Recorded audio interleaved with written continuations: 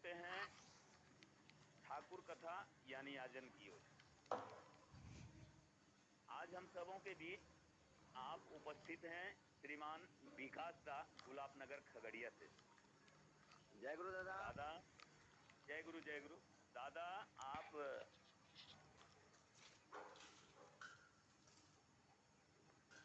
याजन परिवेशन करें।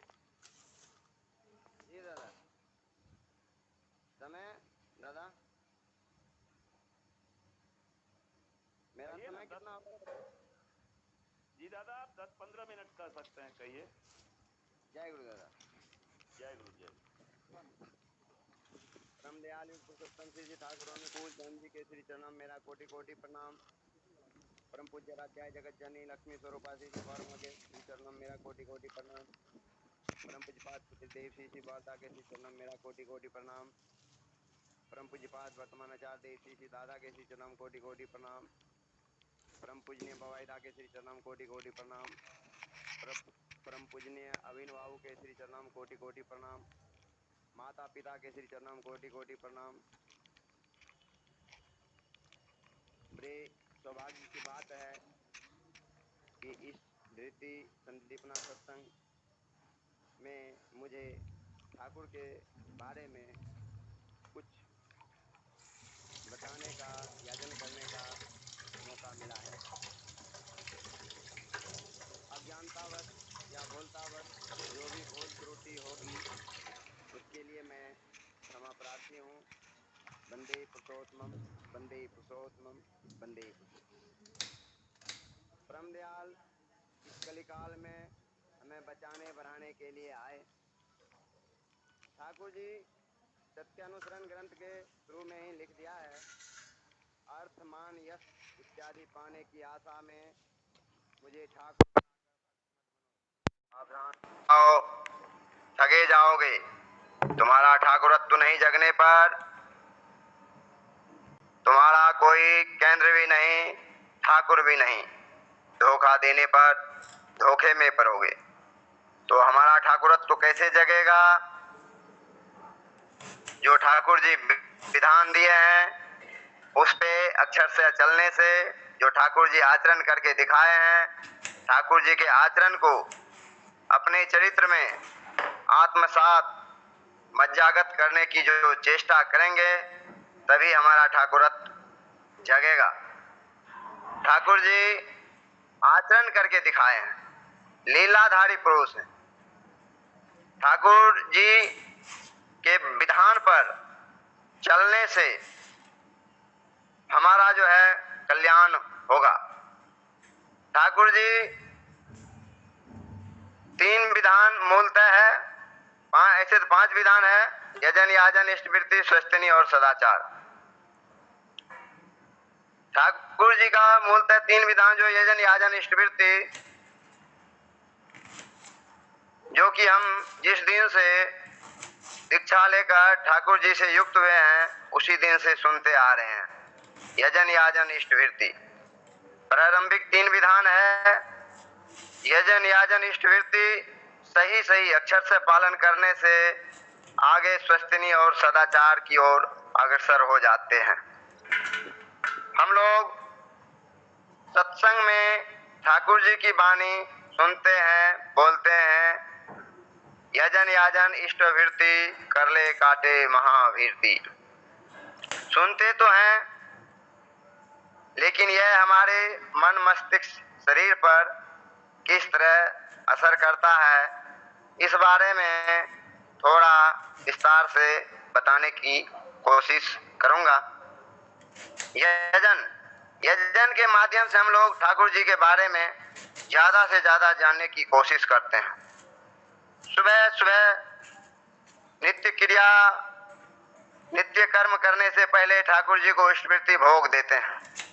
सुबह शाम विनती प्रार्थना करते हैं, मंत्र का जाप करते हैं, ठाकुर जी द्वारा लिखित ग्रंथों का पाठ करते हैं। ठाकुर जी का आसन सही सही घर में हम लोग को लगाना चाहिए। ठाकुर जी को अपने घर के सदस्य के रूप में ख्याल रखना चाहिए। ऐसा करते रहने से हमारा लगाव ठाकुर ठाकुर से बढ़ता जाता है।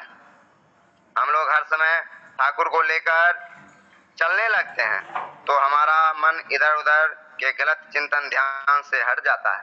हर समय बीज मंत्र का जाप करने की आदत हो जाती है।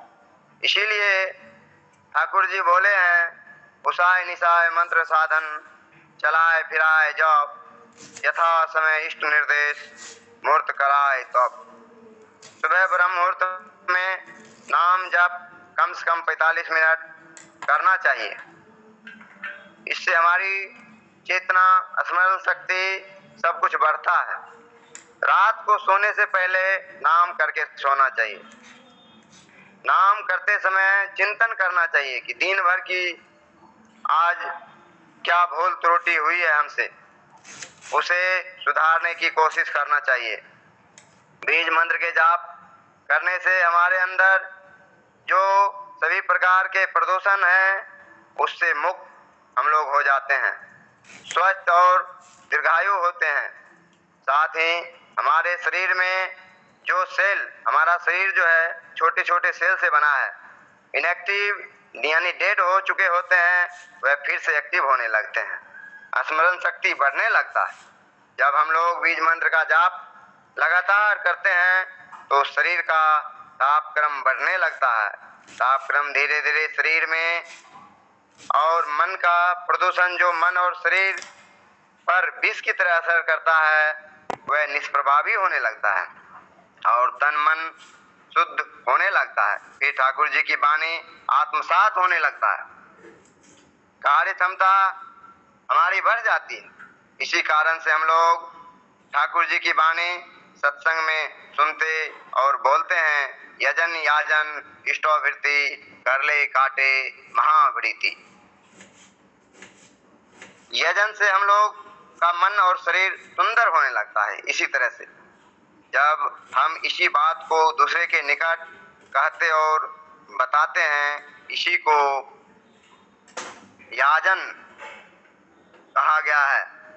जो हम यजन करने से जो हमें अनुभूति हुई, उस अनुभूति को जब हम दूसरे के निकट बताते हैं, प्रकट करते हैं, तो वही याजन है। कहा गया है अनुभूति द्वारा जो जाना जाए वही वास्तविक ज्ञान होता है। याजन हमें रोज करना चाहिए। बाल बच्चे के निकट करना चाहिए, कोई नहीं तो पति पत्नी के निकट, पत्नी पति के निकट करते रहना चाहिए। बाल बच्चे को सुबह शाम संध्या विनती प्रार्थना में बैठाना चाहिए, उनसे ग्रंथ आदि का पाठ भी करवाना चाहिए हमें। इससे बच्चों में भी ठाकुरत्व जगेगा। हम लोग में, हम तो ठाकुर के पथ पर चलने लगे हैं, अगर बाल बच्चे ठाकुर के पथ पर अग्रसर नहीं हुआ तो हमारा जीवन सफल नहीं होगा। इसीलिए बाल बच्चे को भी ठाकुरत्व जगाना है। कम से कम एक लोग को रोज याजन करना चाहिए। बाजार गए तो राशन की दुकान पर किराना दुकानदार को ही ठाकुर की दो चार बात बता दिए। जूता सिलवाने या पॉलिश कराने गए हैं तो मोची के पास ही ठाकुर की दो चार बात बोल दिए। सब्जी लाने गए हैं तो सब्जी वाले के साथ ही ठाकुर की दो चार बात बोल दिए। इस तरह से जब हम ठाकुर की बात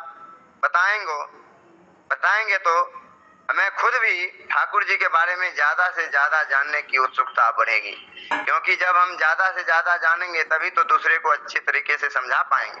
क्योंकि जिसके पास ठाकुर की चर्चा करेंगे वो तरह तरह का प्रश्न रखेगा हम लोगों के सामने, तो इससे उत्सुकता हमारी और बढ़ जाएगी कि हम किस तरह से ज्यादा ठाकुर के बारे में जाने, ताकि जो लोग ठाकुर के बारे में हमसे प्रश्न किए उसका उत्तर दे सकें।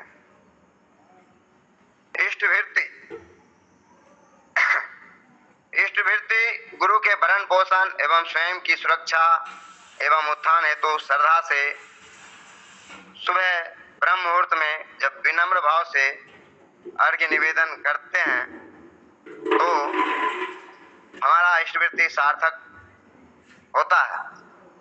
ठाकुर जी इष्टवृत्ति के माध्यम से मनुष्य में देने की प्रवृत्ति जागृत करते हैं। यही प्रवृत्ति हम लोग को अपने बच्चों में भी सतत जागृत करना चाहिए। ठाकुर जी की वाणी है, शिशु यदि कुछ देने आए, शाबाशी देकर उसे तुम लेना। सत्यदान की इस प्रवृत्ति को इसी ताल पर विकसित करना। शिशु को देने की प्रवृत्ति जगाना चाहिए। देने से क्या होता है? ठाकुर जी इष्टवृत्ति के माध्यम से हमें देने की प्रवृत्ति जगा रहा है। ठाकुर जी के पास कुछ कमी नहीं है, वो तो तीनों लोगों के स्वामी हैं, लेकिन देने से हमारा ही लाभ होता है। देने की प्रवृत्ति जागृत होने से जब हम दूसरे के लिए सोचते हैं और अपने जीवन में दूसरों को देने की आदत डालते हैं, तो हमारे अंदर में ऑक्सीटोसिन नामक हार्मोन स्रावित होता है। यह ऑक्सीटोसिन हार्मोन हमें निस्वार्थी, दयालु और प्रेम पूर्ण भाव से हमारे अंदर सकारात्मक सोच को विकसित करता है। बहुत से लोग जो ठाकुर जी को ठीक ठीक से नहीं जानते हैं, वह कहता है कि ठाकुर जी तो पैसा लेते हैं। ठाकुर जी रुपया पैसा के भूखे नहीं हैं, वह तो केवल भाव के भूखे हैं। भाव चाहता है ठाकुर जी, वो तो तीनों लोग के स्वामी हैं, उसे हम लोग क्या दे सकते हैं? वह तो केवल भाव चाहता है। ठाकुर जी के निर्देश के अनुसार अगर हम लोग ठीक ठीक चलें तो हमारा दुख दरिद्र आए, रोग शोक सब मिट जाता है। इष्टवृत्ति करने से हम परित्राण पाते ही पाते हैं। जब ठाकुर जी, एक कहानी है कि इष्टवृत्ति करने से, ठाकुर के निर्देश का पालन करने से कैसे हम परित्राण पाते हैं, इस कहानी को मैं रख रहा हूँ। जब ठाकुर जी देवघर में 100 शरीर थे, तब संथाल परगना का एक संथाली गुरु भाई, उस समय ये देवघर जिला और दुमका जिला नहीं था, पूरा ही एक संथाल परगना ही जिला था, तो आश्रम में घूमने आए। वह बहुत ही गरीब था। आश्रम में घूमने के क्रम में गुरु भाई लोग उनको दीक्षा के लिए याचन किए, प्रेरित किए। तो वह दादा ठाकुर जी के पास गए और निवेदन किए, दादा दीक्षा लेने से तो इष्टवृत्ति करना पड़ेगा। इष्टवृत्ति करने के लिए हम लोग के पास तो पैसा नहीं है, हम लोग तो बहुत गरीब हैं दादा। तब ठाकुर जी उस दादा से कहते हैं कि तुम्हारे घर में कितना समय खाना बनता है? तब दादा ने जवाब दिया कि कभी कभी एक समय बनता है या किसी किसी दिन बिल्कुल ही नहीं बनता है। तो खाना लकड़ी पे बनता है? ठाकुर जी उनसे पूछे, खाना लकड़ी पर बनता है? बोला जी दादा। तो खाना लकड़ी पर जब बनता है तो चूल्हा में राख तो होगा? गुरु भाई बोले जी दादा। तो तुम दीक्षा ले लो और घर जाके उस चूल्हे की राख से इष्टवृत्ति करना और उस राख को संभाल करके एक बोरी में रखते जाना। दोनों पति पत्नी दीक्षा ले लिए, निर्देश के अनुसार घर आ गए और बोला 30वां दिन जैसे पुरेगा उस राख को लेकर के उन्हें यहीं आश्रम में मेरे पास पहुंचा देना। ठाकुर का निर्देश पाकर गुरु भाई चले गए अपने घर और नित्य ही राख से इष्टवृत्ति करने लगे और राख को ठाकुर जी की अमानत समझ गए, संभाल के बोरी में रखने लगे। जब 30वां दिन पुर गया तो उसे संकोच होने लगा कि राख लेकर के ठाकुर जी के पास कैसे जाएं। गुरु भाई सब वहां से तो अनेक रहते हैं, देखेंगे कि ये राख लेके आए, लेकिन फिर भी ठाकुर जी का निर्देश था तो किसी तरह से वो शर्माते हुए राख को बोरी में भर के देवघर ले आए। ठाकुर को प्रणाम निवेदन करके बोले कि ठाकुर जी आपके निर्देशानुसार इस राख को मैं ले आया हूँ। ठाकुर जी उनसे बोले गुरु भाई से, ये राख इष्टवृत्ति भोग का है, ये तो मेरा राख हो गया। बोला जी दादा। तो ठीक है, तुम्हारे घर के आसपास कोई खाली जमीन है? बोले जी दादा। तो इस राख को ले जाओ वापस घर में और खाली जमीन को खुदाई करके उसमें राख को मिला देना, साथ में 100 पौधा मान कच्चू का ठाकुर जी उनको दे दिए। बोला इसको लगा के इसको अच्छी तरह देखभाल करना। इस तरह से वो गुरु भाई ठाकुर के निर्देशानुसार मान कच्चू को लगा दिए और देखभाल करते, पानी पटाते। इस तरह से कुछ ही दिनों में वो मान कच्चू बहुत बड़ा बड़ा हो गया। तब उन्होंने उसमें से एक कच्चू निकाल कर वापस देवघर ठाकुर जी के पास आते हैं और निवेदन करते हैं, दादा ठाकुर जी ये कच्चू तो बहुत बड़ा हो गया, अब इसको क्या करें, आपके पास ले आए। बोला देखो इसमें राख जो लगा वो भी मेरा था, ये पौधा कच्चू का मैंने दिया, तो ये कच्चू भी तो मेरा हुआ। तब गुरु भाई उत्तर देते हैं ठाकुर जी को, ठाकुर जी ये कच्चू तो क्या हम लोग सभी तो आप ही के हैं।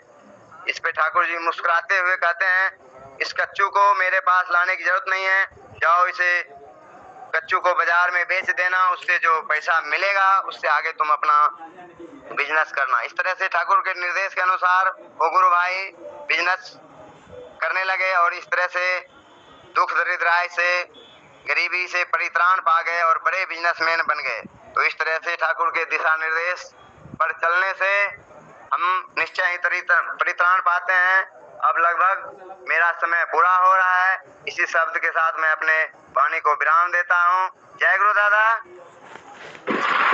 जय गुरु।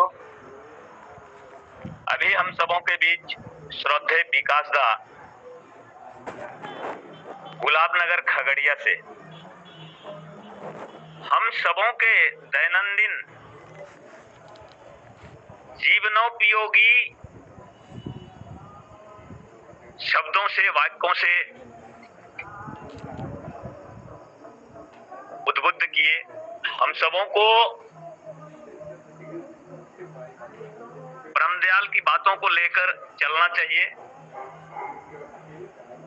चाहिए ही नहीं चलना ही होगा। कुछ देर पहले माँ गाई थी ब्रह्मा गुरु विष्णु गुरु गुरु महेश्वर गुरुर गुरु बोसे आछेन तीर्थो देव घर। तो वर्तमान युग के अधिकारी हैं, हम सबों को उनके शरण में आना ही होगा, चाहे जब जिस अवस्था में आवे। मैं श्रद्धेय विकास दा के सपरिवार परिवेश की सर्वांगीण विकास के लिए, सर्वांगीण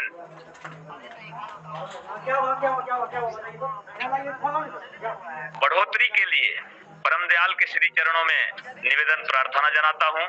दादा हमारे हम सबों के बीच हम सभी जब भी याद करें आवें और परमदयाल की सुंदर सुंदर बातों से हम सबों को अवगत कराएं। जय गुरुदेव।